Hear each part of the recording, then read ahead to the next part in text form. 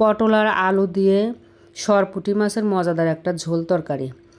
আসসালামু আলাইকুম, কেমন আছেন আপনারা সবাই? চলে আসলাম নতুন আরও একটা রান্নার ভিডিও নিয়ে। রান্না হবে পটল আলু দিয়ে সরপুঁটি মাছের একটা মজাদার তরকারি। প্রথমেই চুলায় একটি প্যান নিয়ে প্যানে পরিমাণ মতো তেল দিয়ে তেলের মধ্যে আস্ত কিছু জিরা ফোড়ন দিয়ে এখন পেঁয়াজ কুচি বাদামি করে ভেজে নিতে হবে।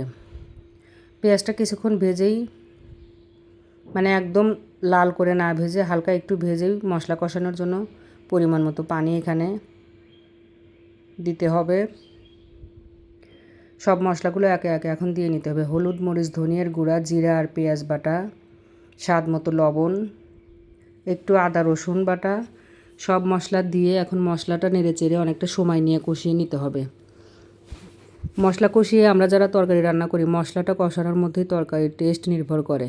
যত ভালোভাবে মশলা কষানো যাবে তত তরকারিটা মজা হবে, এটা আমার কাছে মনে হয়। কাঁচামরিচ ফালি করে রাখা কিছু দিয়ে নিলাম, এটাও কিছুক্ষণ নেড়ে চেড়ে নিব। এখন এখানে মাছের টুকরাগুলো দিয়ে নেব। এই সরপুঁটি মাছটা আমার অনেক বছর পরে খাওয়া হচ্ছে, এটা খুব একটা কেনা হয় না। তারপরেও বাজারে গিয়ে দেখা যায় অনেক সময় মন মতো পছন্দ মতো মাছ পাওয়া যায় না। ভাবলাম সরপুঁটি মাছটা একটু নিয়ে যেয়ে রান্না করে দেখি কেমন লাগে, অনেক দিন তো খাওয়া হয় না এটা। মাছটা আলতো হাতে মশলার সাথে উল্টিয়ে পাল্টিয়ে কিছুটা সময় নিয়ে কষিয়ে নিতে হবে। মাছটা নরম হয় অনেক, এই কারণে অনেক বেশি জোরে জোরে নাড়াচাড়া করা যাবে না, মাছটা ভেঙে কাটা বের হয়ে আসবে। এমনিতেই এ ধরনের মাছ বাচ্চারা খেতে চায় না, কাটা বের হলে তো এই তরকারি একদমই খাবেই না।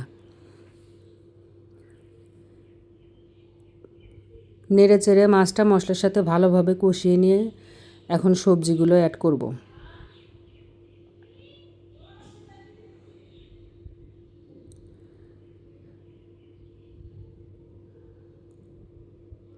সবজি তো আগেই কেটে ধুয়ে পরিষ্কার করে রেখেছিলাম, এখন শুধু দিয়ে দিলেই হবে পটল আর আলু।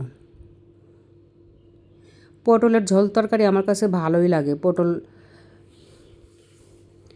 মাছ দিয়ে ঝোল করলে সেটা টেস্টি হয়। সামান্য আরও একটু পানি দিয়ে নিলাম যাতে নিচ থেকে মশলাটা লেগে না ধরে প্যানের সাথে। এখন ঢেকে দিয়ে আরও কিছুটা সময় নিয়ে সবজি মাছ একসাথে কষিয়ে নেব।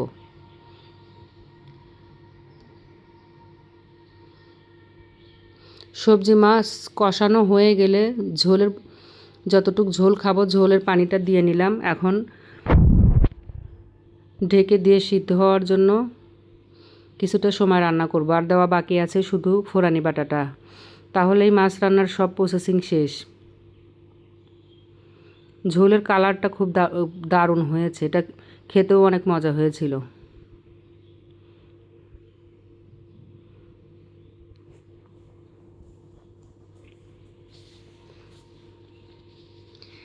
একদম শেষে গিয়ে আরও একটু কাঁচামরিচ দিয়ে নিলাম, মনে হচ্ছে ঝালের পরিমাণটা একটু কম।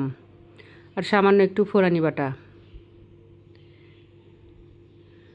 সব কিছু দেওয়া শেষ, লবণটা ঠিকঠাক আছে কিনা দেখে নিলেই এই তরকারিটা রান্না কিন্তু কমপ্লিট হয়ে গেছে। পটল দিয়ে তরকারি রান্না করলে এটা একটু ঝোলটা পাতলা হয়, খেতে ভালো লাগে। পাতলা ঝোলের তরকারি গরমে আসলে একটা পারফেক্ট খাবার।